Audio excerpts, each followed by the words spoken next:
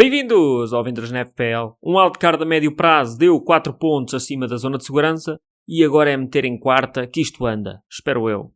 O Brighton quase goleou e acabou por empatar. O Arsenal cumpriu. O Wolves conseguiu não marcar ao Bournemouth que jogou fora. O Chelsea entrou no espírito Royal Rumble e com o West Ham deu para alegrar à tarde de sábado. Para além disso ganharam e o João Pedro valia mesmo o dinheiro que custava. O Liverpool deu 4 ao Newcastle e na taça o Newcastle levou mais 3, o que não agoira a favor dos assets do Newcastle neste momento. O Villa perdeu em casa, contra 10. O United conseguiu uma vitória fácil e o Bruno está na caça ao recorde de assistências da Premier. O Forest e o Palace não encantam. O Tottenham com o Solanke é entusiasmante e o City foi mais uma vez inconstante. O Sunderland ganhou em casa sem espinhas como esperado, mas o Broby não deu pontos. É o resumo da semana. Avanço agora para a análise à Game Week 25. Vamos lá!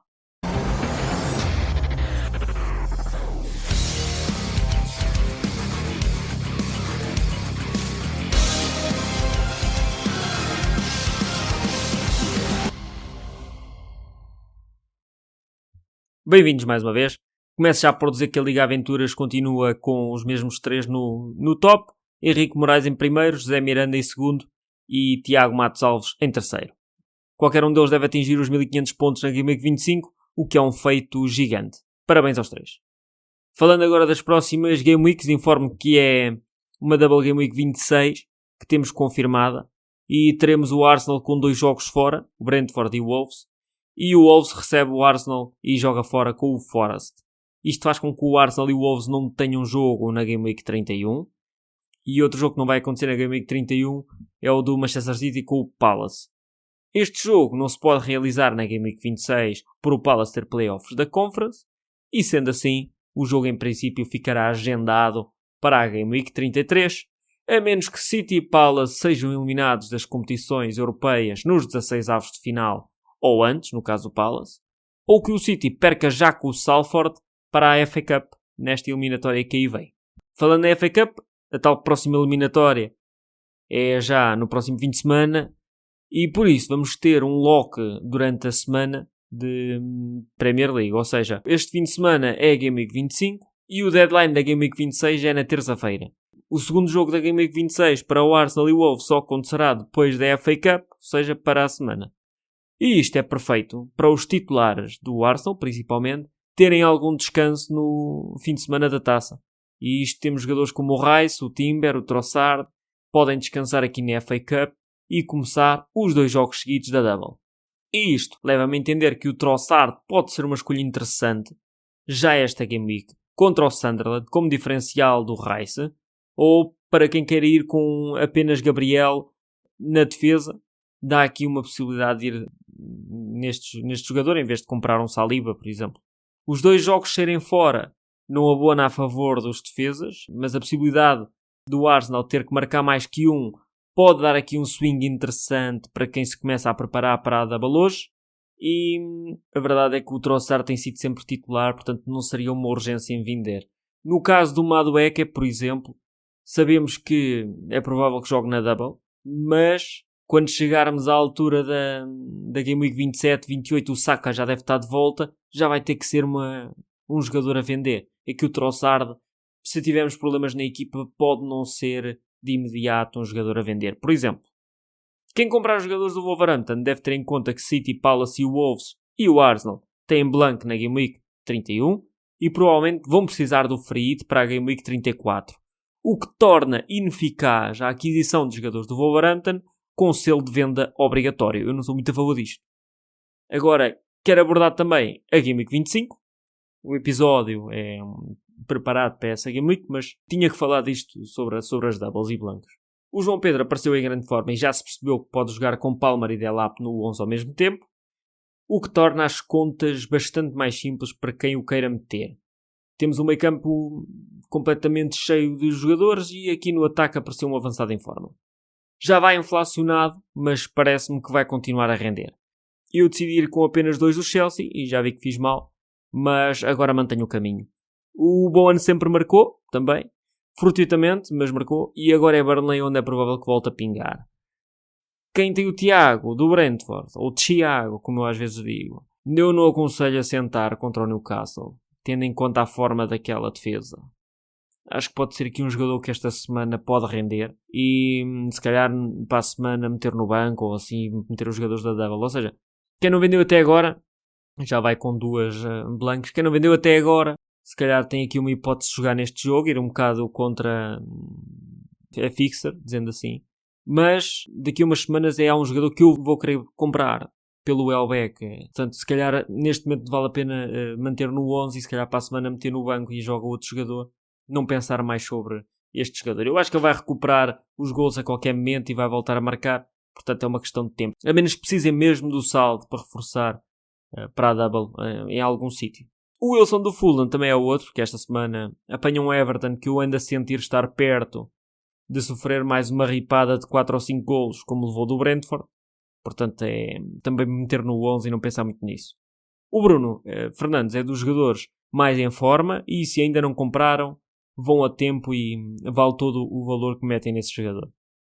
Até porque há muitos jogadores que podemos pôr aqui na equipa que servem para conseguir ter estes prémios, como é o caso do Anderson do Forest, por exemplo. Ou o Garner do Everton, é verem depois qual dos jogadores é que preferem ter na equipa e se roda bem com algum vosso defesa que queiram ir metendo no banco de vez em quando. É aqui uma possibilidade. Ou avançado, por exemplo, o Krupi, também roda bem se calhar com o Krupi e vale a pena pensar em atacar certos jogos com qualquer um destes 2 enablers. O Bruno tem aqui outra vantagem, que dá aqui uma segurança como capitão, que o Alan neste momento não está a dar, e isto pode ser importante para nós. Quem procura dar a double up no United e procurar aqui as assistências do Bruno vão para alguém que está a marcar. Pode ir Mobelo, pode ir também o Cunha, pelo teto que sabemos que têm, já sabemos do ano passado e continuam este ano a marcar, o que é muito bom. O United, aliás, já tem tantos gols esta época como teve a época passada toda, só para terem ideia da evolução que houve. Não ficou tudo mal para este ano. Outro é o Sesco, tem melhorado bastante desde que o Carrick assumiu, e digo isto com uma base estatística, e penso estar perto de ser titular, até acho que vai ser titular já nesta Game Week. Até porque o lugar de Mbeume é na direita, e por isso o Sesco pode ser aqui um ponto interessante.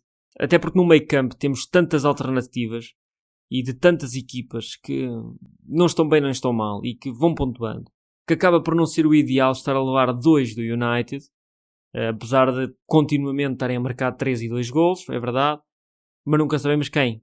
Agora foi o Cunha, se calhar o próximo é o Mbeume e o Cunha não faz nada, e tínhamos aqui um avançado que eu acho que vai ser titular. Se calhar é um tiro muito grande, acho que o João Pedro é o melhor tiro neste momento, mas tem aqui mais um, é uma opção. Quem quiser aguardar mais uma semana para ver se mete Mbeume, Cunha ou Sesco, porque já tem 3 Arsenal e não quer ninguém do Wolves, podem esperar mais uma semana e ver se o Sesco vai ser titular. Eu acho que vai, e se continuar a marcar é uma boa opção. Agora, a questão nas nossas equipas vai ser sempre quem vender e não quem comprar. Quem ainda tem o Ekitike, penso ter aqui uma saída triunfal após um bis com o Newcastle. Não vale a pena tentar espremer mais que isto, digo eu, mas eu sou um jogador de fixers. Quem acreditar que é agora que ele vai ser constante, força nisso. Eu só não vi nada em contrário que me fizesse pensar isso. Claro que quando tirei sabia que o Newcastle podia ter uma prestação má e bater gol para o Ekitike, só não achei que fossem 2. Bateu para o avançado. Mas isto, lá está, eu precisava do dinheiro, ele é muito caro. E não é por eu estar a tirar no wildcard um avançado que pode marcar, que eu não vou meter um que não tem qualquer possibilidade de marcar. Aliás, as stats não provam isso. As stats provam exatamente o que eu achei. Portanto, é continuar a tentar que as coisas aconteçam. Já no caso do Wirtz, o que eu tenho visto, tem estado bastante ligado ao jogo e a entrosar os setores todos da equipa. Para além disso, ainda consegue transformar esta ligação na equipa em golos e assistências. Eu, se tivesse, não vendia, e é possível que seja a minha compra após a Double Game Week. Na defesa, temos um asset a reaparecer, a lenda Munhoz, o defesa da Fantasy que joga a extremo, o Palace, apesar de todos os problemas, conseguiu apenas sofrer 0.5 de expected goal conceded, mas também jogou contra 10, grande parte do jogo. E o Munhoz conseguiu aqui registar 0.31 de expected goal involvement, está a recuperar a forma. Eu já o levei agora no wildcard e espero usar na Game Week onde eles têm agora 2 jogos em casa, na 26 e na 27, contra Burnley e Wolverhampton, eu penso usar aí. É o meu gamble aqui no wildcard, levar um defesa de 5.8 e metê-lo no banco. Vi que rodava bem com o Welbeck, tive que tentar aí. 2 jogos do Welbeck, 2 jogos do Munhoz, para ver o que é que dava. Uma nota interessante do jogo do Palace é que o Sarr bate penaltis e é mais um bónus para quem queira ir no Sarr, contando que o Mateta tenha menos minutos. O Sarr entra aqui num campeonato muito forte de jogadores do meio campo que nós podemos adquirir com selo de sucesso, dizendo assim. Dou só ainda a nota sobre algumas dúvidas que tenho visto no pessoal. Muitas vezes não querem vender um jogador no início da semana, mas quase são obrigados porque vai descer de preço. Eu costumo ver as variações de preço no Live FPL, já agora. A minha recomendação é verificarem sempre, por exemplo, no fpl.team, qual o vosso preço de aquisição e qual o preço atual. Só perdem valor em reduções de quantidade ou de montante ímpar. Ou seja, se o jogador desceu 0.1, vocês vão perder. Mas se o jogador já desceu 0.2, só perdem o 0.1. Por exemplo, compraram a 10. Se venderem a 9.9, perdem os tais 0.1. Já estão a vender a 0.1 abaixo do valor que compraram. Mas se venderem a 9.8, o mesmo jogador que compraram a 10, vão na mesma perder 0.1. Portanto, se o jogador já desceu 0.1 após o valor que vocês compraram, se ele descer outra vez 0.1, vocês vão perder a mesma coisa. Portanto, podem esperar. Isto, claro, que também depende do jogador que vão comprar. Se o jogador que vão comprar vai subir, o jogador que vocês querem vender vai descer. Se nenhum deles tem jogos no meio da semana, se calhar podem entrar por aí e evitar perder dinheiro na equipa. Já agora uso também o FPL Game Week para comparar aos top 100 capas e 500 capas. E uso o FPL Season para ver as status dos jogadores. Temos aqui uma panóplia de aplicações que podemos usar. Não vai melhorar muito o que nós fazemos, mas se calhar às vezes dá para tirar umas dúvidas sobre, e nas tomadas de decisão, que às vezes estamos ali nos 50-50. Assets do Sunderland, só quero aqui referir mais 2 equipas ainda, que é o Assets do Sunderland, acho que vai ser agora difícil de manter, principalmente os ofensivos. No caso de Mukiele e Alderete, penso que é fácil deixar no banco e vão continuar a ter utilidade mais para a frente. No caso da Rueves, pelo preço que acho mais difícil de manter se encontrarem alguma alternativa indicada, o Keller, o Martínez pelo mesmo preço, e dão até ao final da época. E para esta Game Week e para a Double, há sempre a possibilidade de usar o José Sá, que neste momento está a 4.2, e depois voltar a utilizar o Rueves, depois destes 2 jogos com Arsenal e Liverpool. É uma ideia. No Villa continua muito incerto, mas eu no wildcard fui de Martínez e Rogers, e não devo mexer aqui, pelo menos tão cedo, a menos que eles comecem mesmo a cair na tabela. O Maticás também está na minha target list. Tenho visto como o Villa defende e ataca e gosto do papel que os 2 laterais têm, o Cash e neste momento é o Maatsen. O Maatsen até aparece aqui como titular, recentemente, e custa apenas 4.2, pelo que também é um bom punt, para que consigamos se calhar subir um bocadinho para um jogador que custa bastante pouco. Sai ali aos 70 minutos, se calhar já nem leva o gol da praxe, o que também é interessante. No entanto, na minha opinião, penso que o Maatsen não serve para uma double, porque é provável que em espaço de 4 dias ele não comece os 2 jogos e comece o dinheiro o outro. Obrigado a todos por terem ouvido. O capitão para esta semana é um dos candidatos a jogador do ano, Bruno Fernandes, na Premier, claro. O Enzo Fernandes também aparece aqui bem posicionado, mas prefiro sempre um asset que tenha jogo em casa e com uma semana de repouso.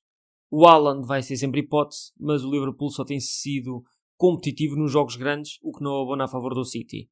No entanto, no jogo da primeira volta, em casa do City, o Haaland marcou e falhou o penalti, portanto o risco está sempre lá. Neste episódio falei bastante da double da próxima Game Week, por uma questão de planeamento a longo prazo. As transfers que façam esta semana devem ter em conta o que aí vem. O lock é já na sexta-feira, pelas 18h30, portanto amanhã. No cafezinho ali das 5 horas façam a equipa e vamos tentar saber de alguma lesão durante a sexta-feira nas conferências de imprensa. Entretanto já soube que o Guitten está lesionado no Chelsea, o que dá aqui se calhar a possibilidade do Estevão ser titular algumas vezes. Ou se calhar sempre. Grande abraço a todos e boas pontuações.